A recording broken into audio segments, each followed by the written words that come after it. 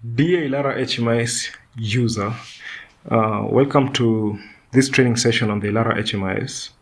The Ilara HMIS is a digital tool for streamlined clinic operations, meaning that your facility is acquiring it so that it can help in the documentation of patient encounters. It will also help with billing and inventory management, and ultimately it will help the facility to scale in regards to improving the patient care and also improving patient retention. The system has additional features that supplement and also help it easier to manage the facility and also to grow the facility and help it succeed business-wise. Now, the Ilara HMIS is a web application, meaning that to use it, what you need is access to the internet, and also you'll need a web browser. The system works on any device that supports a web browser. You could use it on a desktop, laptop, or even on a mobile phone. To access the system on the web browser, you'll enter the link to the system, which is HMIS. So the Ilara HMIS, the link is HMIS, meaning Health Management Information System. So the link is hmis.ilarahealth.com. You'll put that into the web browser and you'll get to access the login interface for the system. Now, the login interface requires you to enter your username or email and the password. For the first time login, you'll enter your username, which will be provided by us, and then you'll enter the default password that we had provided. The system will prompt you to change that password for security reasons, and then you'll be logged into the system. The Ilara HMIS is very user-friendly, and it's structured in a way that helps you have an easy time to learn how to use it.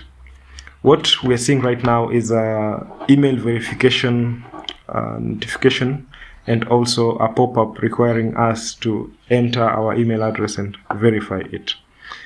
This is a process that we've captured and outlined in a separate video. The link is shared. For now, we'll just close it. Now we are in the Ilara HMIS logged in. We want to first see how the system is structured to understand where we can go to access the things that we need. Now, on the left hand side, we have the menu of the system, which can be opened by this icon so that we can get a bigger menu with now the text labels added. So you can see these are the modules of the system. At the bottom, we have these two modules that we're going to look at. At the top right, it will have the detail of the person who's logged in and their job title. And this is the place where if you wanted to log out, you'll click on sign out. Or if you wanted to access details about your account, you can go to my account. We want to focus first on the two modules at the bottom here. These are the modules that can help you get help when you need it. The first one is the support form, so we'll open it up. The support form allows you to contact us, Ilara Health. It could be you want to send a feedback message, you want to request for support, or you want to report a bug. So how you do that, you will enter the facility name. This is the name of your facility. You will enter your email address. Then you'll pick the type of message you want to send us. It could be a bug, feedback, or support request. Bug means the system is not working properly and you want to alert us or even share how the system is behaving. Then on the description, you'll type the description of the message you want to send us.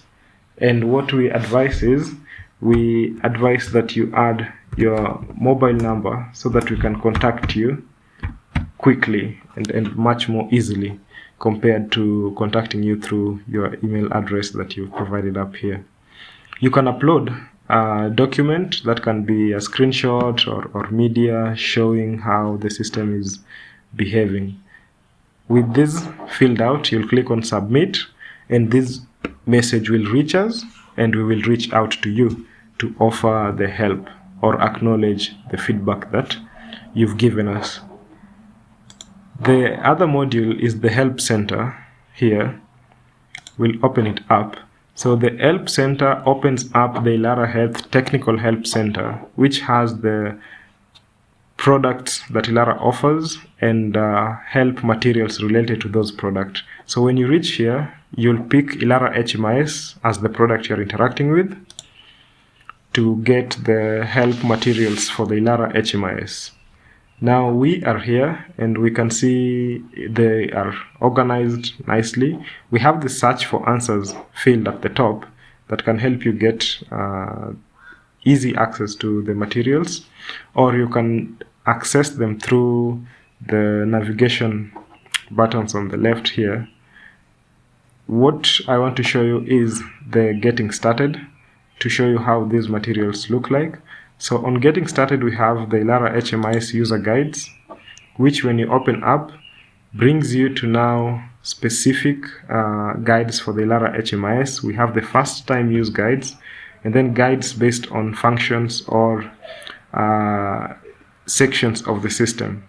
So for first time use guides, for example, you'll click on it to open it up, and this will bring a document that has the guides, so you can see accessing the Ilara HMIS and logging in for the first time. If you were to open this up, it will bring you the step-by-step guide on how to do that function. So if you want to know how to access the system, this is the guide that will show you the link of the system. It will tell you that you'll be asked for your username or email and the password. Then we want to go back to the other sections. These ones, if we wanted to look at billing, it will also have the list of activities that we can do on billing. So we can create an invoice, and if you open it up, it will show us the step-by-step guide on how an invoice can be created in the Ilara HMIS. That's that on the help center. It's a place that you can also get frequently asked questions and their answers. So back to the HMIS. We want to now see how the facility admin can set the system up for the first time use. So it's the facility admin because that is most often the user account that is created for the first time when the facility is coming on board onto the Ilara HMIS. So the first person to have access to the system needs to prepare it out for the rest of the other users that are going to use the system. And those are now the admin functions of setting up the system for first time use. And that's what we are going to look at. When your facility acquires the Ilara HMIS, the admin needs to go to the admin panel to set the system up for first time use. On the admin panel, the admin will first verify that the organization details that were provided are correct. If not, then the admin will change them.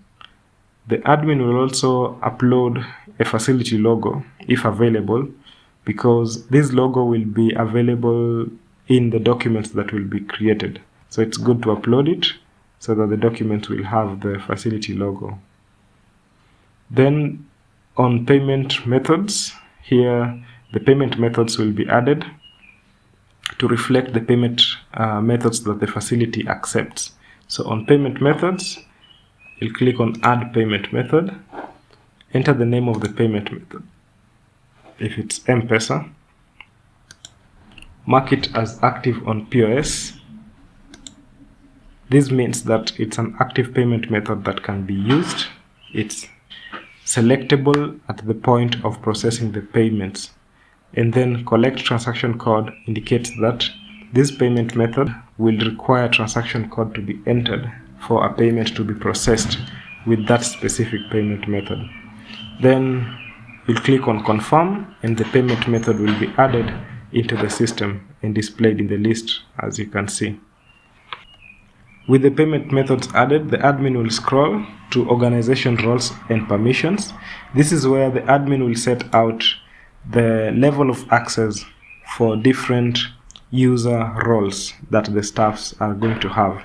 So here, the step is to first select the user role, if it's, for example, a cashier, and then specify the level of access a cashier should have, where on that we have the specific area of the system, that is the permission, and then we have access to create, edit, view, or archive.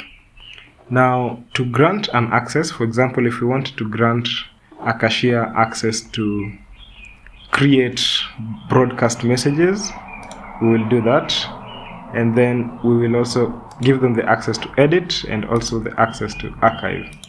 Archive in the system is used in place of delete, so it represents the delete function.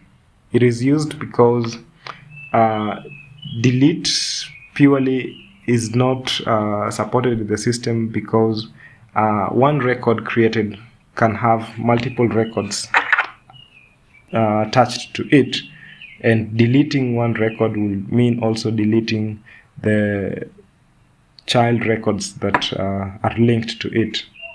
So the archive function is used in place of delete. So that's how the roles will be granted. And then the admin, if wants to move to another role, will just select another role and apply the role's permissions that he wants or she wants to set out. Good to note that you'll need to save changes to apply the changes that you've entered. So you'll click on Save Changes button at the top right to save the changes into the system.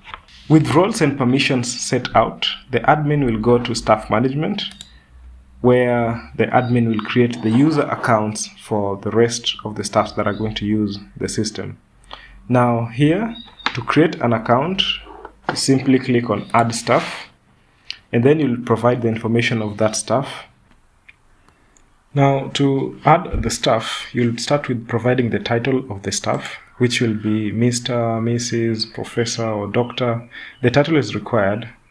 Then you'll provide the other details, including the email address, phone number, the address. I'll talk about the role.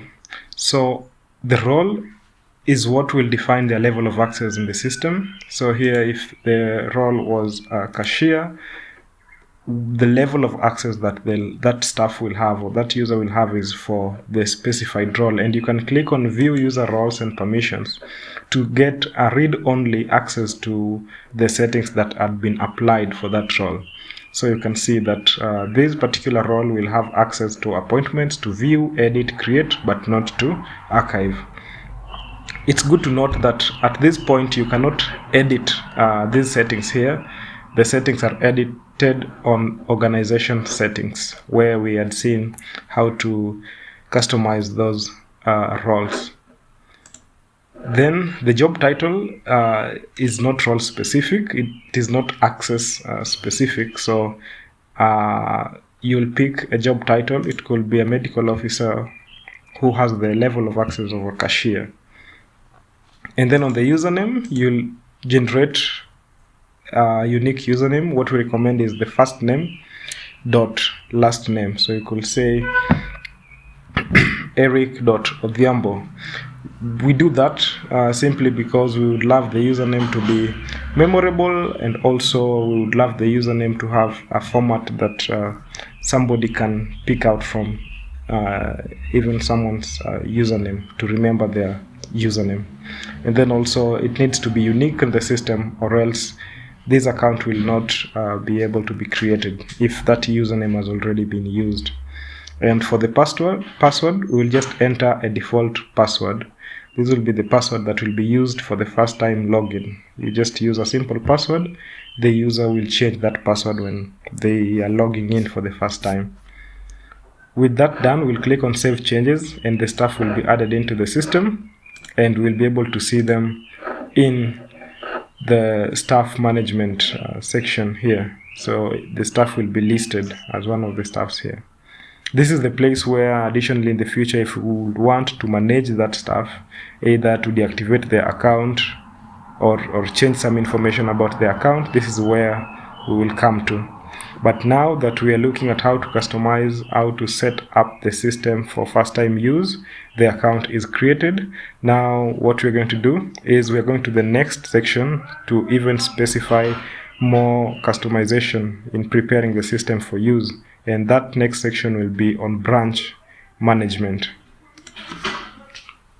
In the branch management, we will see the branch here. We will click on edit to check and verify and also update some information about the facility, including details like the services that the facility offers.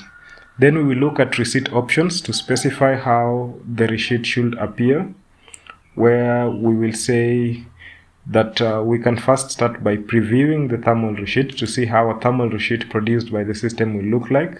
This is how it will look like. Then we can also preview regular receipt to see how it will look like.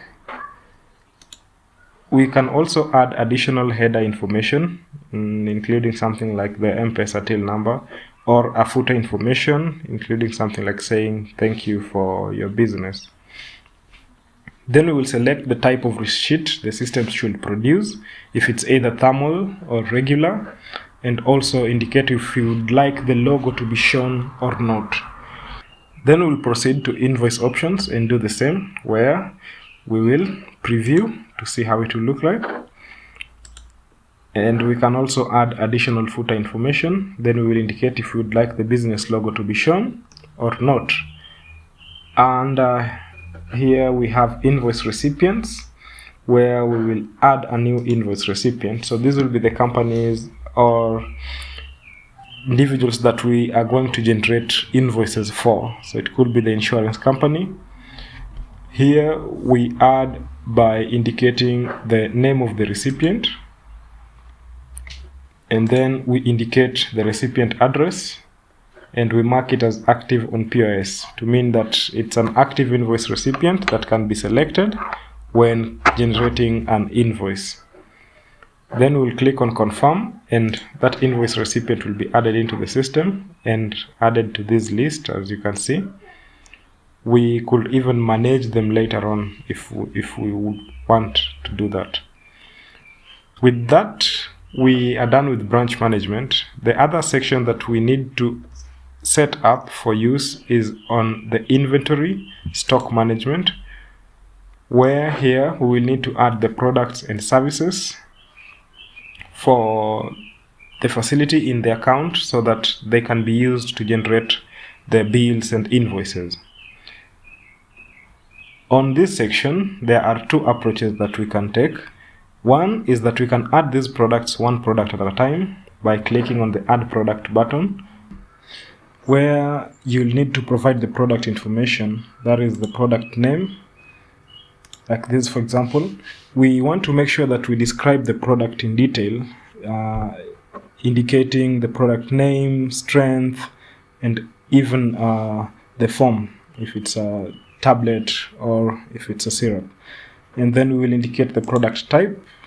This will be a product. We will add an SKU, which is a unique identifier for that product if we have. This can hold the barcode or even a unique number assigned to that particular product based on your operations. Then we will make sure that this product is categorized to the right product category, where we will indicate the product categories are on the system. So we will search and say if this is an antibiotic, we will select that. And then we will add the selling price for that product. The system uses packages, which are different forms that the product exists in that can be sold at. And we will start by entering the detail for the base sellable package. So this will be the smallest form of that product. So if it's a tablet, we will say tablet, and we will indicate the selling price for that tablet, we will mark it as available on POS to indicate that it's active and that package can be selected at the point of selling that product. Then we can add other packages, something like 10S. 10S now has 10 tablets in it, and then we'll indicate the selling price for that pack and mark it as available on POS.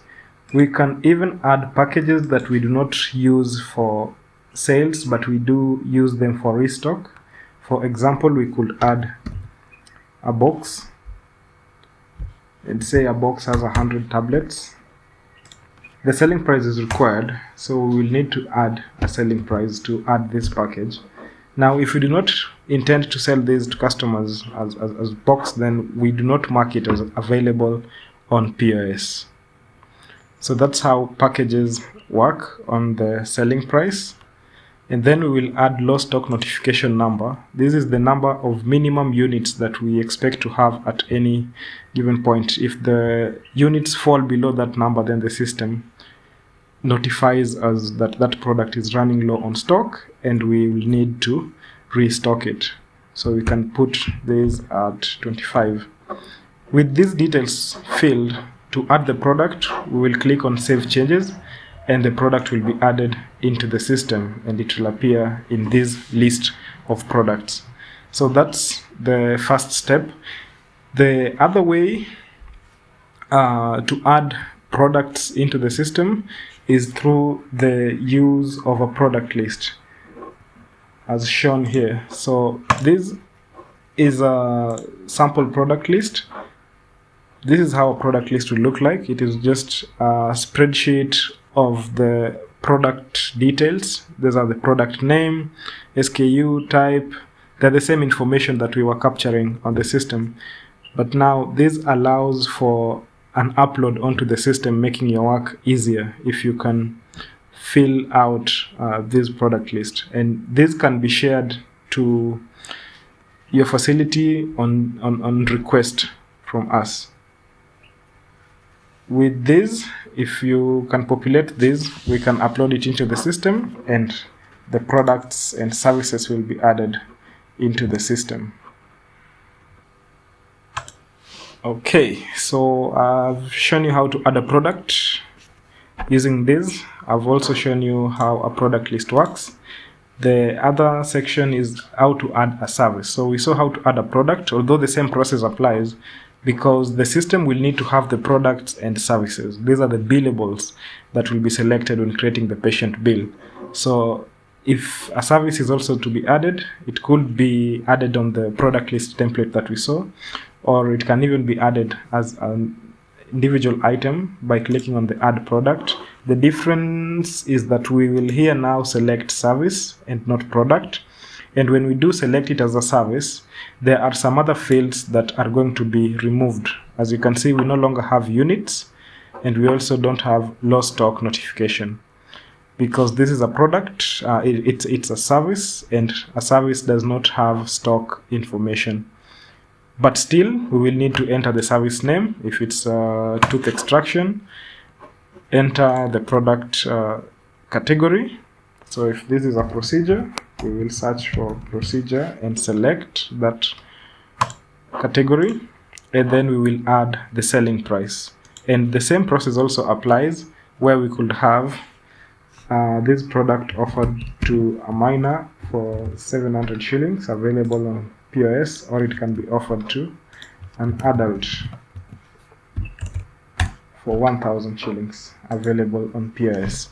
So packages allows you to define different price points based on how you will decide to name your packages. It could be even based on the payment method that will be used. Now, with the details provided, we'll click on Save Changes and the product will be added into the system and it will appear on the list. So this will be the place where inventory management will be done, doing things like restock. Now we've seen how to add the products. If you wanted to restock the products in preparation of the system for use, we will go ahead here and we can locate the product from the list, or we can search for the product using the search field.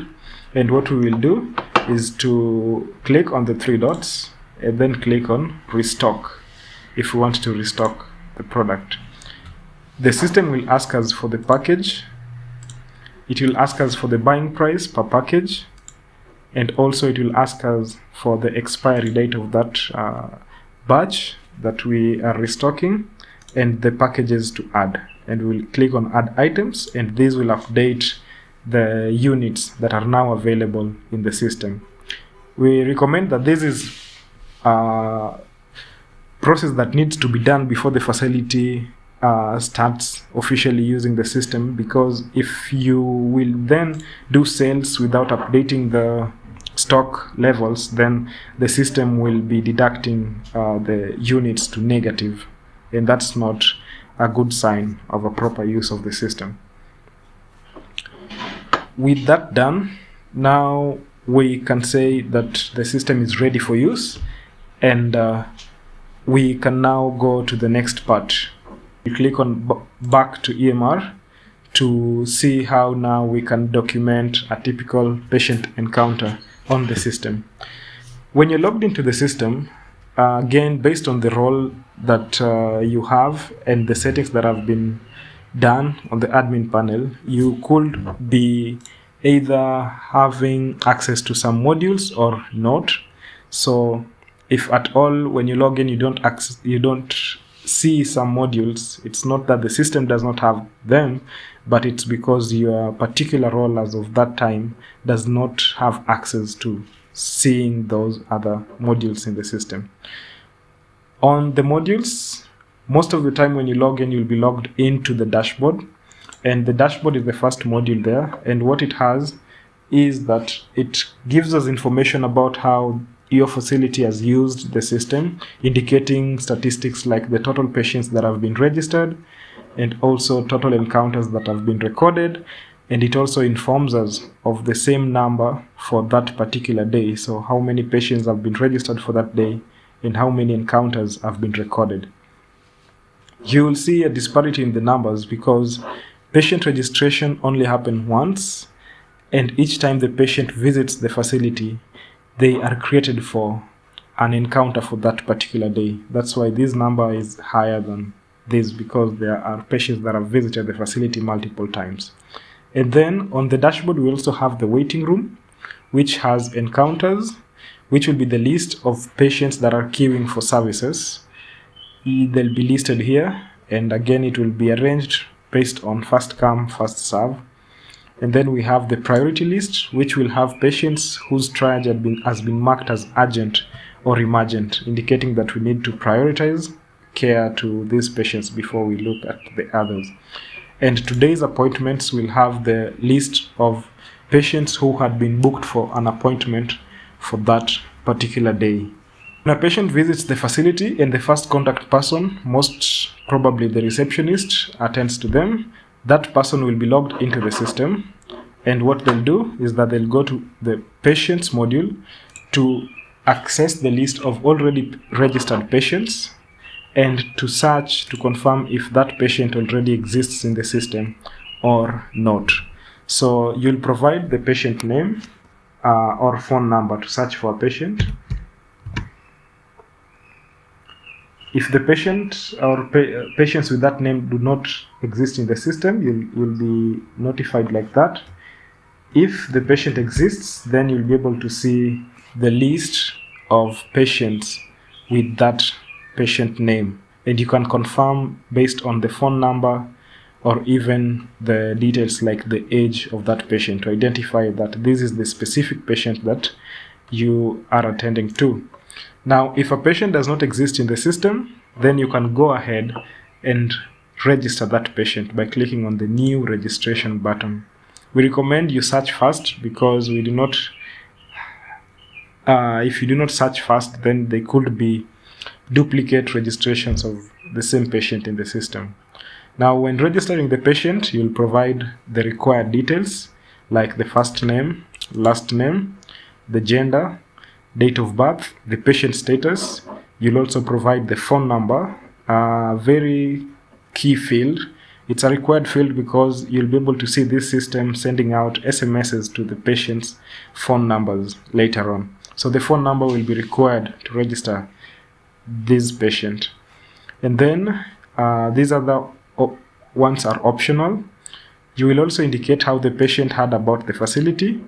This one is helpful in getting to track the marketing initiatives and also the results that they are bearing.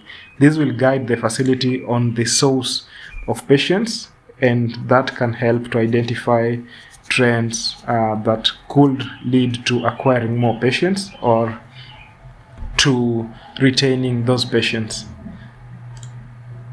So we'll pick an option, and then patient identification, patient number is optional, and then the physical address, county and sub-county is required. The next of kin information will be required if this patient is under the age of 18. But if the patient is over the age of 18, yes, it's recommended to get the details of the next of kin, but it's not required if the patient is over 18. And the system will be able to know the age of the patient based on the date of birth that you had provided. With the details correctly filled, we'll click on Save Changes, and the patient will be added into the system. They'll be added at the top of the patient list. You'll find them at the top here, where now, as the first contact person with the patient, we can proceed by either documenting the patient consent or by even adding a patient tag to that patient. Now, patient consent in the system is a way on how the Ilara HMIS helps your facilities comply with the data privacy and protection laws, which require that the patient needs to be informed that their details will be stored digitally and their consent needs to be processed on the system. So to do that, you'll click on Data Consent. The system will send an OTP code to the patient's phone number. That's a short one-time password. Then you'll mark that the patient has given the consent to have their medical information recorded, and also that they've given the consent for the use of de-identified aggregated data for analysis, meaning that their personal identifiers will be isolated from the data when an analysis is being done. And then also that they are consenting that you, as the care provider, may contact them to participate in patient benefit and clinical research initiatives. Then they'll read out the code and you'll enter it here. And then you'll click on Confirm and Save. If you're not able to process the patient consent at this time, you could always click on Proceed without OTP. And that will mark it as pending so that you can complete it later on. On patient tags, you can start adding the patient tags. These will be identifiers that could help the people attending to the patient get to identify some useful information about the patient, like the payment method that patient is using. To add a patient tag, you'll click on Add Tags. You will choose the tag category, if it's probably maybe payment method, medical condition, or medical programs. So let's pick payment method, and then we will select the payment method the patient is using, and we can add a tag description of that payment method and click on Add Tag, and the tag will be added to that patient. Patient tags, other than helping give out some critical information about that patient, they are also a way of clustering patients into patient groups that can be used for things like message broadcasts in the future, or just getting to understand the specifics about particular patients. With that done, what we will do next is to create a new encounter, because the patient has visited the facility and now we want to document that patient encounter digitally. So we'll click on New Encounter, which will ask us to assign a doctor, and we have the option to backdate the encounter, because currently the system automatically selects the current date and time of that encounter. But if you wanted to backdate an encounter, this is the place you'll use. you'll just click here and pick the encounter date and time. Then we'll click on Start New Encounter. The encounter is created, and right now we've been redirected to the encounter list, and the encounter we just created is at the top of this list. The patient now moves to the next station, which is triage. And here we're hoping that the triage person is also logged into the system. They're waiting for the patient. The patient will identify themselves with their name, and the person will be able to identify that patient in the waiting room. And then they'll click on 3 dots and click on Resume Encounter, which will now open the patient encounter. The patient encounter has been built to ensure that it's very user-friendly, easy to use, and also while still maintaining a structured way on how you can be able to document the details of that patient encounter. Now, on the left-hand side, we have navigation buttons that can help you move from one section of the patient encounter to the other, and they're arranged based on the typical flow that a normal encounter will take.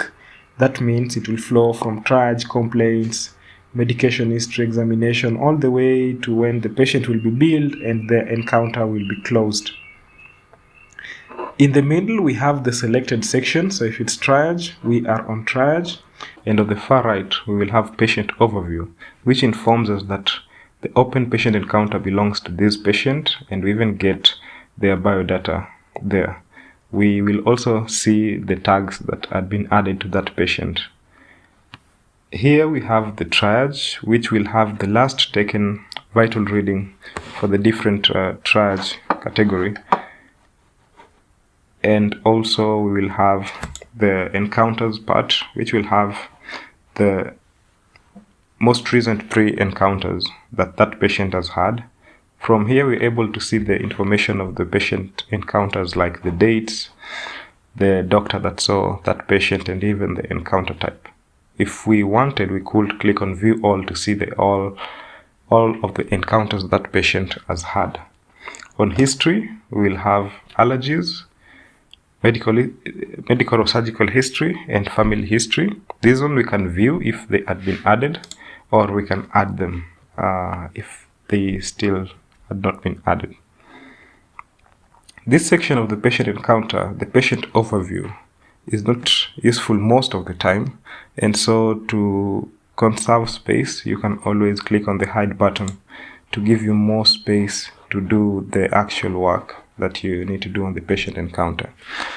Now, the patient is on the triage section. The person on triage is going to take the vital readings and enter it into the system. And how that happens is that the readings will be entered, like the weight. We can enter the weight here and say a weight of 56 with the height of 172. And we can pick the patient status as stable. Now, while we're here, if you pick the patient as urgent or emergent, the patient status, then this patient will be moved to the priority list that's in the waiting room. So we'll pick it as stable, save the readings, and you'll see the readings have been added, and the system has even calculated the BMI of that patient. Now, on trail audits, you're seeing that the system records the date and time the readings have been entered, and that the system also keeps track of who's logged in using the system, who's entered those vital readings. Now, triage can be done as many times as you want. You can always go back here and enter some other readings for some other vital for that patient and save the readings. We will proceed to complaints and HPI, and the assumption is that the user that's now going to look at this section would have resumed this encounter either from the waiting room or from the dashboard. Now, on complaints and HPI, the first field is selecting the encounter type. So at this point, we know the reason the patient has visited the facility and the specific type of the encounter. So we'll select it from the list. This one will say as consultation. And we will say if this is a follow-up review or not. If it's a follow-up review, we will say yes. yes. If not, we will click on no. We will also answer if the patient has been referred from another healthcare unit. So the system is tracking referrals, and if you say yes, it will ask you for more information about that referral, including details like where they were referred from and why they were referred to your facility. So let's say no. The system allows you to upload documents or attachments, and these ones, when uploaded, can always be downloaded at a later time. Then we will add the patient's complaint. How we do that is that we start with the patient complaint or symptoms field, where we will select the complaint. So there's the list of complaints that's in the system, as you can see. This allows us to search and quickly select the patient complaint. Like if we wanted to say the patient is having diarrhea, we can see diarrhea is here, and we select it, and then we will specify for how long. We can say 4, then select for days. And comments are optional. If you wanted to save, you will click on save complaint, and it will be added into the system. For complaints that have not yet been preferred into the system, like these ones we are seeing here, what we will do is that we will select the other complaint. So we will search for other and select it.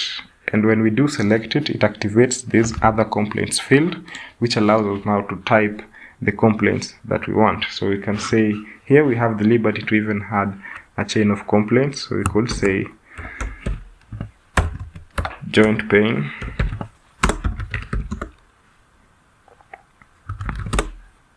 and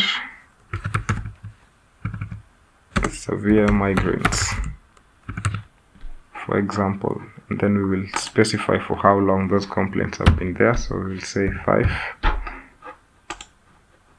days. Comments are optional. We click on save complaint, and it's added into the system. So that's the process for adding the patient complaints. Then on the HPI, which will hold the history of presenting illness, it's an open field. We will enter any notes that we have or any details that we would like to capture in this field. This one automatically auto-saves, so as you type, the system will be saving what you are typing there. Then moving forward, we have structured visit forms, and these ones make it easier to offer the best patient care by having already the anticipated questions that needs to be asked in those specific visits. And it also allows you to be able to track specific visit types in across the duration that they're in. So for example, with the family planning, you'll already get the questions already captured, and allows you to be able to select the answers, making it easy for you to document that specific visit type much more better. And it also saves time and makes sure that you do not miss on asking a very essential question as per that visit type. Then this is also gender specific, so visit forms like ANC and PNC will not be available for male patients, but family planning and tuberculosis will be available. Then we proceed to review of systems, where we have the general constitutional review, where we will select what applies. Then we have the systems of the body, and we can open up and pick the information that we are getting from the patient in regards to that particular system. So on ENT, the patient could say they have a tooth pain.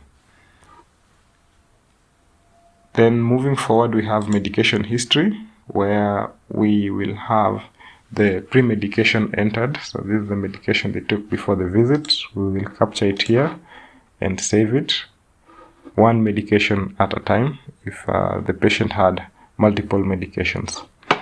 Then we proceed to examination, where we have nutritional assessment, general examination, and examination of systems, and it's even easier to document it. So we saw that on ENT the patient said they had a tooth pain.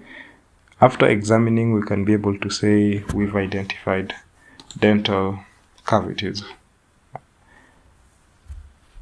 Then we proceed to investigations, laboratory, and this area is tied to the diagnosis section, which is the next. So it indicates that to use this section, we need to add a diagnosis.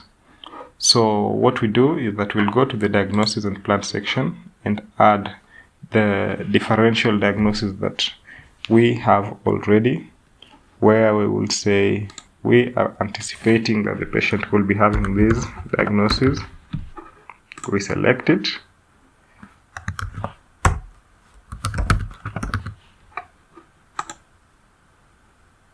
How this area works is that the system uses ICD-10 for diagnosis, which is the international code for diagnosis 10, and it is divided into two parts. We have the quick list and the full list to make your work easier.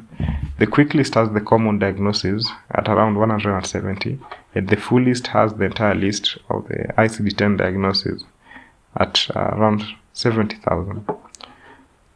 So to quickly select a diagnosis, you can search for it in the quick list. If it does not exist here, then you can go forward and select it in the full list.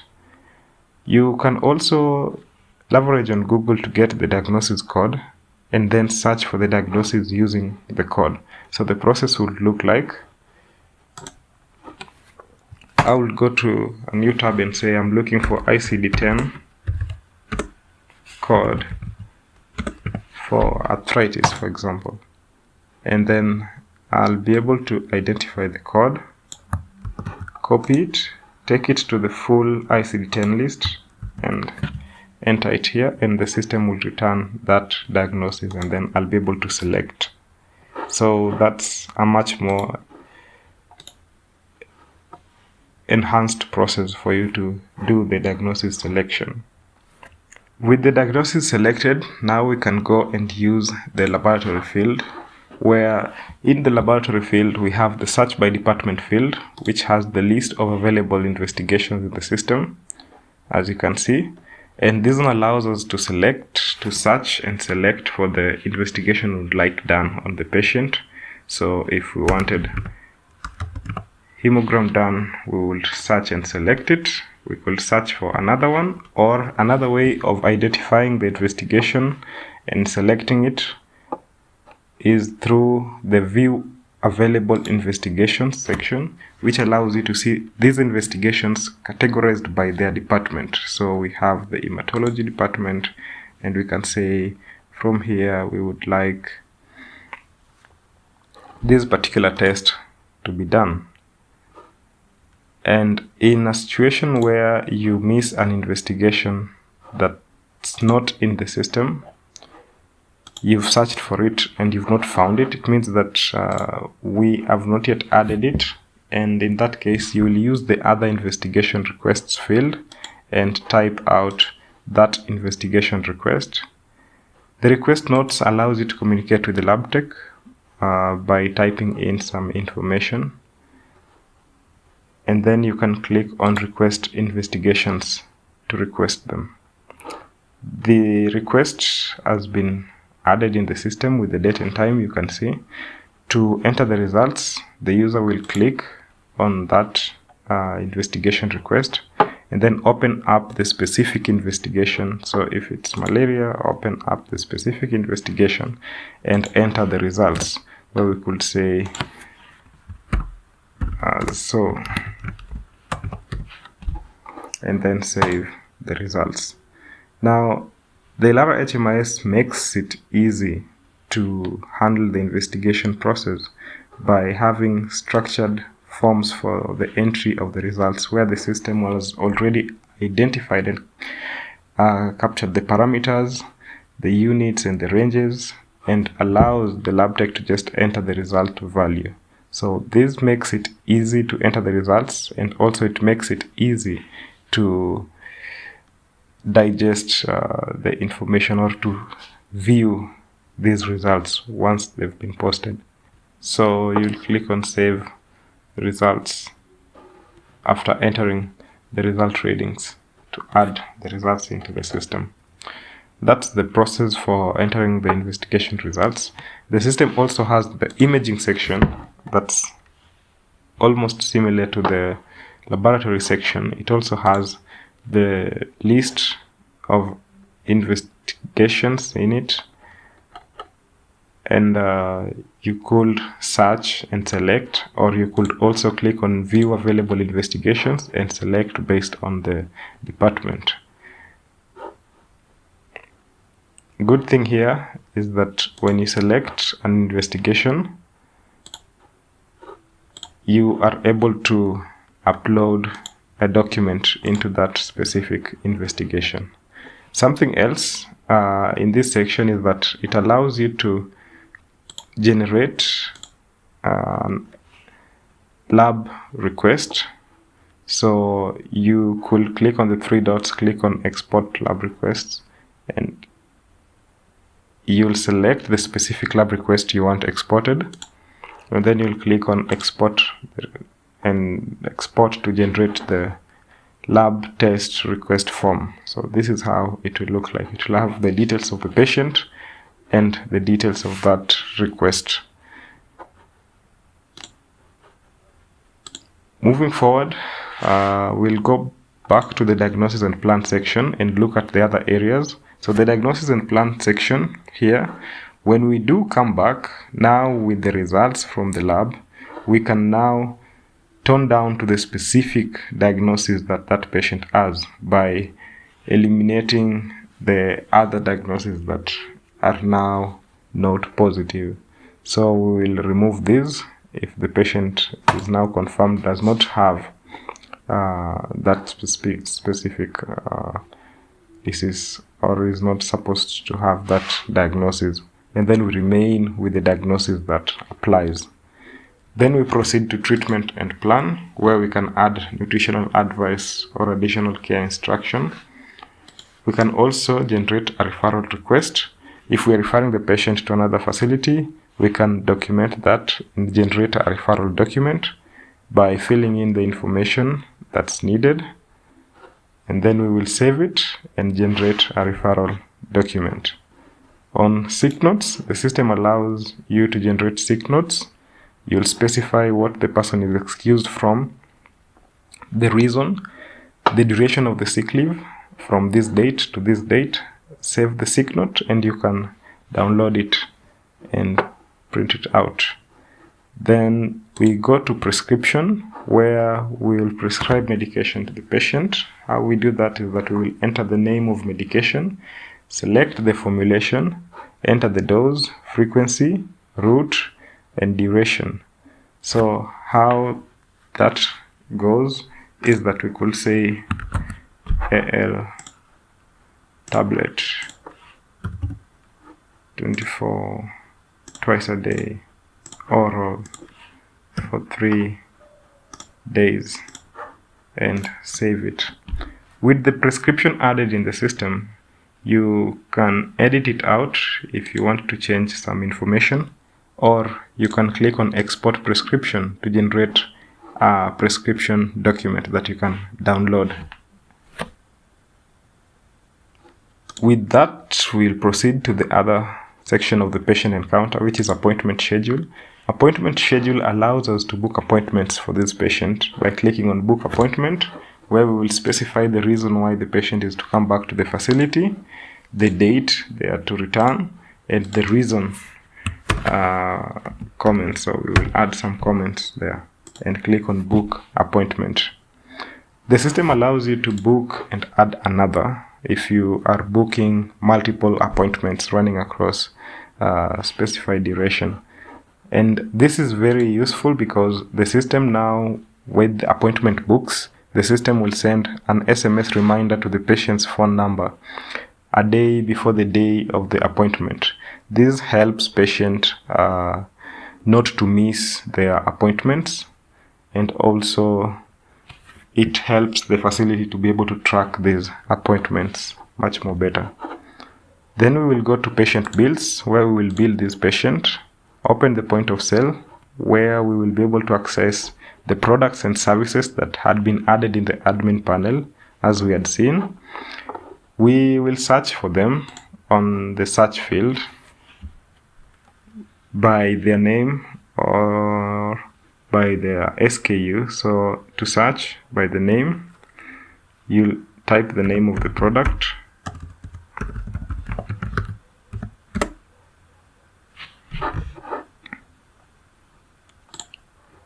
You'll select the product package. So you're seeing the different packages of that product.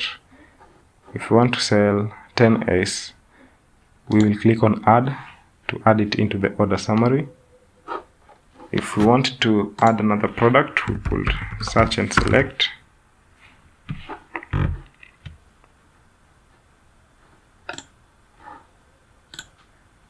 And add into the order summary. That's the process for adding. At this point now, we could change the price if we want to either offer a discount, or if there's a wrong pricing, or if there's a markup or service charge. If not, we can either complete the payment if the patient is paying for this amount, or we can generate an invoice. So to generate an invoice, we will click on the icon here. To complete the payment, if the patient is paying, we will click on complete payment. So let's assume this patient was paying for this amount. So we'll click on complete payment, select the payment method, if it's cash or M-Pesa. If you select M-Pesa and it had been marked that it needed the transaction code, you see it marks this as a requirement and you cannot proceed without entering the transaction code. So we'll enter the amount. Let's enter the percentage, 100%, and then enter the transaction code. Click on validate payment, and that transaction has been recorded. If you wanted to print the receipt, we could have selected the print receipt option that was there. This transaction has been recorded and it can be accessed on the payment history, where you'll be able to see that transaction. It's been fully paid. When the patient has been fully attended to and is going back home, what we will do is to close the patient encounter to indicate that we are done with the patient, and that when we do close the encounter, we are not intending to do any amendments to the clinical notes, and also that once we close it, we can still be able to review that patient encounter in the patient encounter history page.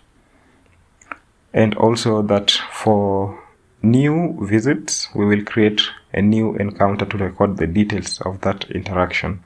The system is able to send a follow-up message if we select an option here. And the follow-up message is just a message that is sent to the patient's phone number, informing them that we are grateful they chose our facility and that we are checking up on how they're faring, and that if they have any concern or question, they can reach us on the facility phone number. So this follow-up message can be sent tonight or after 3 days. So we'll pick an option from what's displayed here. So we'll say tonight and close. If you do not pick an option, the system will not send the follow-up message. With the encounter closed, it will be removed from the waiting room.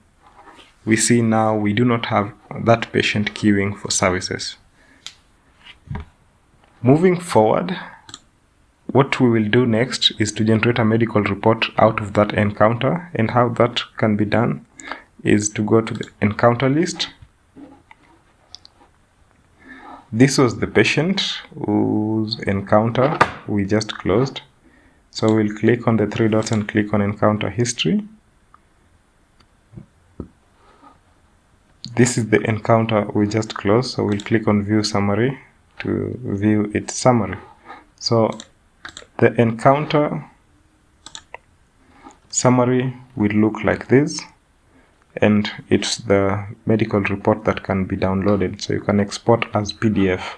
It will have the sections of the encounter, and the details that were captured. So we had the patient having diarrhea and joint pain, and they had malaria as the diagnosis. If you do not want a specific section to be displayed, you can always remove it by unselecting it. This allows you also to indicate that you would not like all parts to be shown, and then you select the specific part that you want to be shown. So for example, you may be interested in just viewing investigations if you wanted to print the lab results. And then you'll click on export as PDF. You can either save it as a PDF or print it out on a printer. Then back to the system, we will look at schedule module. The schedule module will have the list of booked appointments. This allows you to be able to identify day by day how many patients are anticipated to visit, and it can help you also be able to reschedule an appointment or cancel an appointment. Or from here you can also book an appointment for a patient. You'll search for the patient, pick the reason, enter the date and the comments. Then the messaging module that's next in the list of modules is a module that allows facilities to send broadcast messages to their patients. How this happens is that to send that message, you'll click on new broadcast message, and the system will require you to select the patient group, which can be either all patients in the system, or you could create a specific group of patients that you'd like the message to be sent to. Now, I'll stop there to show you how a group can be created before we proceed. To create a patient group in the system, you'll click on create a group here, and then you will type the name of the group, where we could say we want asthmatic females between 18 to 25. So then we will indicate the filters the system needs to use to identify these patients, where we will say we want patient tags, medical condition tag that says asthmatic.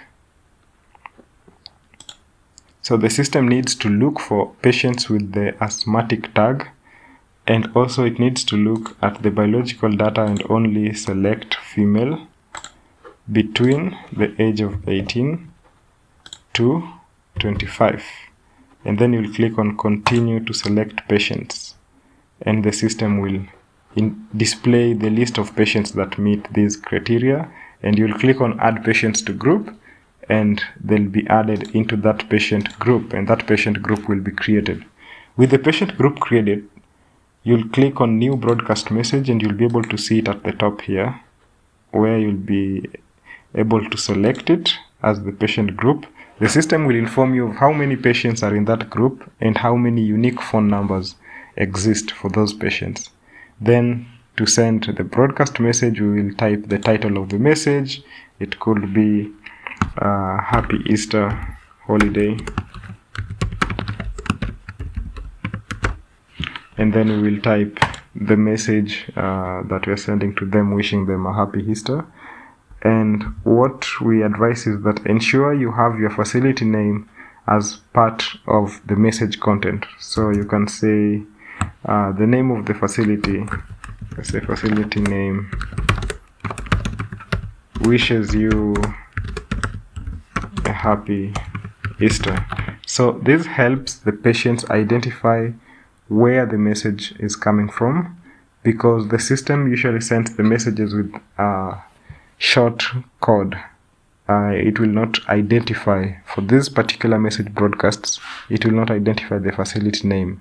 Facility name will be identified in the other automated messages like appointment reminders, follow-up messages, but not broadcast messages. So ensure to add your facility name as part of the message content. Something else is that you can schedule this message if you'd like to send it later, but if you wanted to send it now, you will proceed to click on send. But the system uses credits to send messages. It's 1 credit for 1 message, and the system will show you the available credits, meaning this is the number of credits you have. It will also tell you the cost estimation, representing how many credits will be consumed if you send this broadcast message. If you're not ready to send it, you can also save it as a draft, and it will be added to this messaging section as a draft, and you can send it at a later time. So for now, we will not send it. We will just click on the X. We don't want to even save it as a draft. This module is very useful for your facility because it can help you be able to do broadcast messages, including marketing messages, inviting patients for things like medical camps, also inviting them for some benefits like discounted prices on services or products, or you could use it to inform specific patients some specific useful information that you'd like to pass out to them. On the message credits, we are building a way for you to be able to purchase the message credits from the system, but that's not yet available. So for now, if you are out of message credits, what we advise is submit a support request on the support form as I'd shown you earlier. Indicate the details, indicate that you are out of message credits. Moving forward, we will go to the billing module, which will have the point of sale. The point of sale allows us to do billing functions out of the patient encounter. We had seen how to bill a patient while in the patient encounter. Billing can also be done out of the patient encounter in the billing module. To do that, we will need to first add the patient to the bill. This is the person who we are billing, where we have the option to select if it's a clinical encounter or to indicate if it's an over-the-counter. I'll demonstrate on how an over-the-counter transaction will be handled. Over-the-counter transactions will be done most of the time at the pharmacy that's also doing over-the-counter sales. Because the system is tracking the inventory levels, it's best if the pharmacy also uses this section to ensure that the units are always accurate. So the person at the pharmacy will need to search for the patient, assuming that that patient buying the medication on that day was a previous patient that had been seen at the facility through a clinical encounter. So the first step will be to search for that patient using their name. If they do not exist in the system, then we will register them if we are able to get their details. And again, we understand that it's not easy to get the patient's details all the time, but we advise that if you can get the details, it will be best, because capturing the patient's information allows the facility to build up on a database of clients that it can leverage on through the functions like the bulk messaging that we just saw. It also allows to identify who that specific client was, who bought those medications, for a situation where there could be recall of medication that's done, or just for a trace on who purchased that medication. Although we understand that sometimes it's not possible to get these details, we recommend a workaround for the facility where the facility will register one patient, and that will be done just once.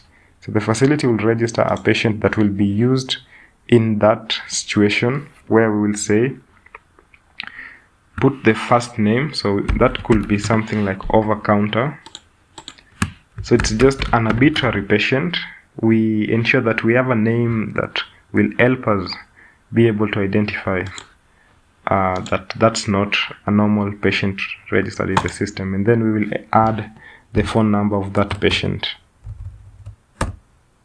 and then we will click on create over-the-counter bill to register that specific patient.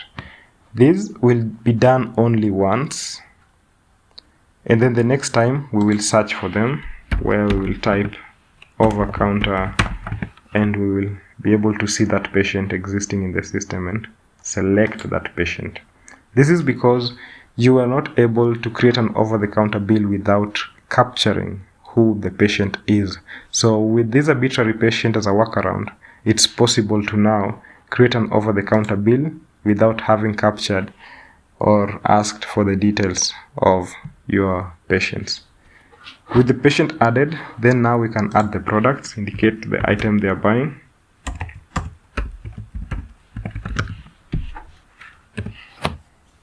So we search for the product and then we select it, select the specific product package. So if they're buying tablets, indicate the number of tablets and then click on add. Then if we do not want to change the price, we will click on complete payment, indicate the payment method and the percentage or the amount that's being paid and click on validate payment. But ensure to notice the print receipt option. If you want the receipt printed, you will check this and click on validate payment and the system will print out the receipt. That is the process for creating an over-the-counter bill and documenting that transaction. Next, we'll go to the accounting section that has orders, where we'll be able to see first at the top, we have analytics into the billing data that's been entered in the system, where we will be able to see the total orders, total recovered revenue, again based on the payment method, total outstanding invoices, and total credit notes. Now, this part of the system is filterable. You can filter these totals and indicate the date range, where you could say you want these totals for the last 7 days, for example, or you could specify from which specific date to which specific date with the time also captured. And when you do apply that, now the system filters out and returns just the data for that specific period. So that's the first part of the order section, the analytics part at the top. Then we have on the lower side where we have these tabs, the orders tab, all invoices, outstanding, past due, receipts, credit notes, and archive. The first part being orders, we'll have the list of orders that have been documented in the system. So these are the bills that have been generated or documented or created. You have the search field at the top, which allows you to search for the patient and locate their orders. You can export these orders into an Excel document indicating the date from and date to, and then you'll click on generate orders. You can also filter these orders by the bill type, if it's over the counter or clinical encounter, payment status, if it's unpaid, partially paid, or paid, and the date added, where you can specify the duration or enter the start date to the end date. Filters will be able to help filter out this. So we could say we want over the counter, paid, apply all filters, and we can now see right now we are only seeing in this table paid over counter, over the counter orders. To remove a filter, we'll click on the X icon back to the normal table. You can also configure the columns indicating the sections you want shown or the ones that you do not want to be shown. So for example, if you're not interested in the order date, you can have that removed through the configure columns. Now on the table, it's sorted according to recent at the top. So the one at the top is the transaction we just did, where we sold. We can check out what we sold by clicking on generate receipt and identifying the item that was sold, 25 tablets of diclofenac 100 mg. Back here, if this order had not been paid, we could add a payment.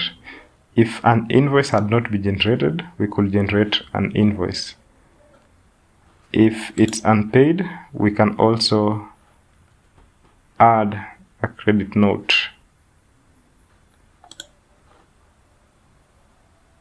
A credit note will help us document and reduce the balance, where we could say we want to reduce bill amount by 300 shillings, for example.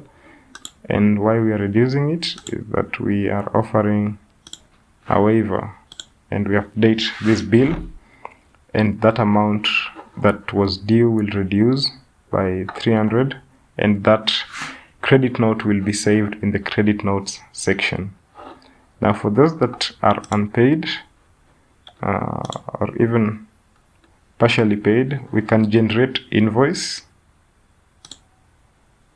To generate an invoice, we will select the invoice due date and then indicate the invoice recipient. So we can say it's due today, the invoice recipient is CIC. Generate the invoice so that we see how the invoice will look like.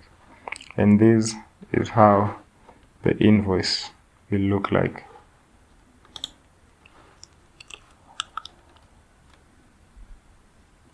The all invoices tab will have the list of all invoices generated in the system, and you can search for an invoice based on the patient. You can also, on an invoice, add a payment, or you can click on the three dots to print the invoice, or you can void an invoice if it was not correctly created. Then outstanding and past due will list the invoices based on their standing, and then receipts will have the list of receipts generated from the system. Credit notes will allow us to see the credit notes that we've created, and on a credit note you can print that credit note. This is how it will look like. Then archive will have the archived invoices. They'll be listed here.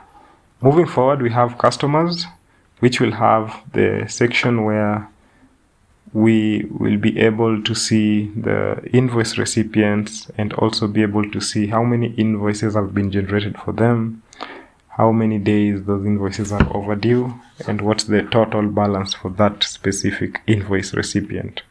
And the system allows us to click on the three dots and either view the payer summary.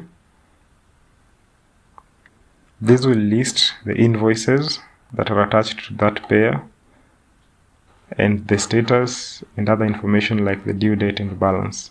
We could filter out this list. We could configure the columns. We could even indicate how many we want to be shown per page. Still, on clicking the three dots, we can also print the payer summary, which will ask us the payer summary duration. So we will indicate the start date and the end date, then click on apply, and the system will generate that payer summary. This will indicate the payer, it will indicate the invoices that are due that needs to be paid, the invoice amount to be paid, and balance due. With the training we have on the menu, the next module is reports. Now reports has the external reports section, which allows the facility to be able to do MOH reporting with the support of the registers that are available in the system. That is the MOH 204B, 204A, 705B, and 705A. If you wanted to generate this report, you'll click on generate. You'll specify the date from and date to, and the system will generate an Excel document that's a replica of the physical MOH register. Now that will make it easy for you to transfer the data from that sheet to the physical register. Then we will go to the admin panel to see the other areas that we had not explored in the admin panel. So when we were here last, we were looking at how the facility admin can set the system up for use. Now we are coming back here to look at the other sections where we want to explore even much more further data analysis on the system. So we've entered some data in the system. We've seen how to do the entry for those data. But on the facility dashboard, we will be able to now get analytics all out of that data that's being fed into the system. So in the facility dashboard section, we have the summary dashboard. which is the first dashboard that gives us analytics into things like the patients, how many patients have been registered, what is the new patients registered number this month compared to the previous month, and it tells us if we've had a growth in new patients or a drop. So you can see we've had a growth of 66% this month. It will also tell us the number of encounters that have been created, how many encounters have been created this month, and again informs on the standing, if it has increased or if there's a decrease. It will inform of how many patients are return visitors and how many just visited the facility once. And also there is the patients total by gender distribution. So we can see how the gender of the patients that we have in our system have been distributed, and even the patients by their age group. So you can see that most of the patients we are attending to belong to this particular age group. And this kind of data analytics gives your facility insights that you can be able to use to be able to grow your facility or to make much more informed decision. Then you'll get the encounters by hour of day. This one tells you when you are seeing most patients and when probably you're having the lowest patient flow. So we can see that at 6 p.m. we've never had any patient encounter created at this time. So we've never seen any patient at this time. So as a facility, that information is very helpful because it can inform us to plan ourselves much more better. We then have the total encounters by visit type and even encounters total monthly by patient's new registration monthly to tell us how does patient registrations look against the encounters that we are having. Then we have encounters by practitioner. Then we have top 10 diagnoses where we are able to see the top 10 diagnoses, top 10 investigations, and top 10 inventory sales. Then the system also informs, we saw the part where during patient registrations, the system asks for how the patient had about the facility. So this is the area now where we can get analytics out of that data to be able to see how the numbers look, where we can see friend or family referral is the leading, and it's totaling to 27 patients across this period. And we can even see the breakdown by month. So January, we've had one patient say that they were referred from a friend or a family member. Now, this data that we are seeing is filterable. We can click on the date filter at the top here to filter this out, this data, and say that we want everything displayed here to reflect data entered in the last 30 days. For example, we could even specify from which duration we want the start to the end date to be. But when you do this, you are able to see the data now has changed, and it now only picks out analytics for the data entered in the previous 30 days. Then we have the revenue tracking, which has the analytics out of the revenue data. It tells us of how the bill total amount received. It tells us of the bill total amount monthly versus bill's average revenue per visit monthly. And we can see the trend across the months. We can see revenue by the department. We can also see bills encounter versus over-the-counter, closed and open ones. We can see amount by department monthly, bills total count monthly by bill type, and even we can also see trends like amount generated by practitioner and even the received payments, informing us of the payments and who received those payments. Then we have the data completion dashboard. This one helps us know how best the facility is using the system by tracking things like encounters with diagnoses, investigation requests and results, and encounters with a prescription. So the system is trying to track to identify that the encounters that are being created are having a diagnosis attached to them.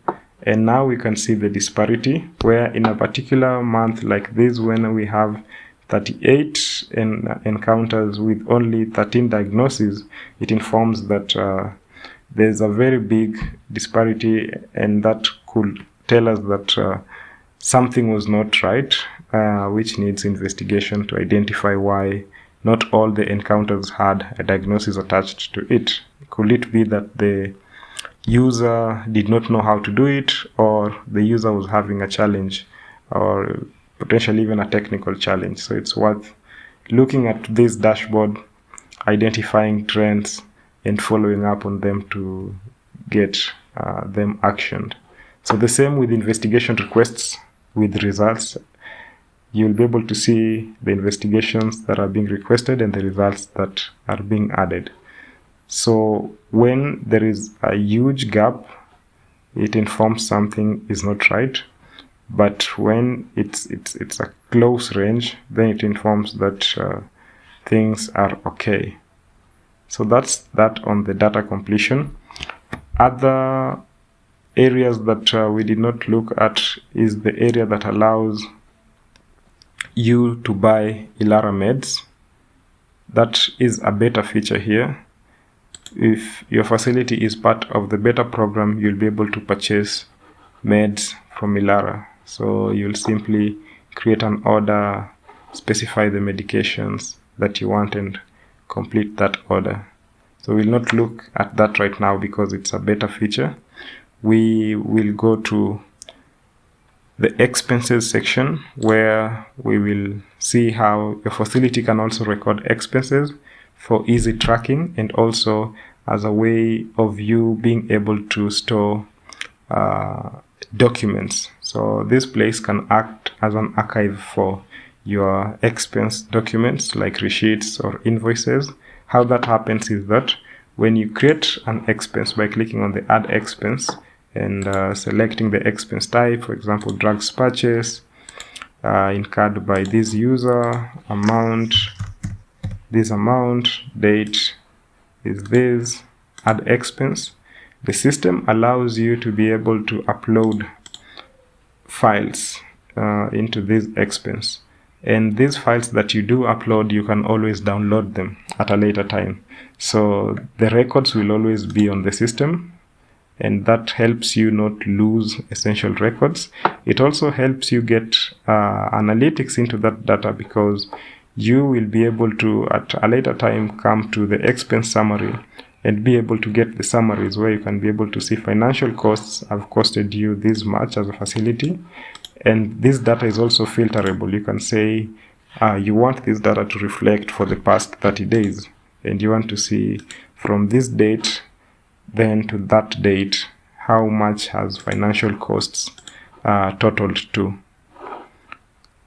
That's that on expenses. We've now come to the end of the training session.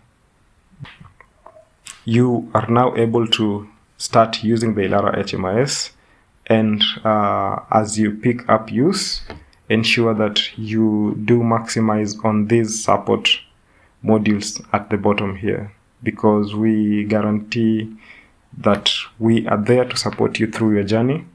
Just ensure that you reach out to us when you do need help. That brings us to the conclusion of this Ilara HMIS training video.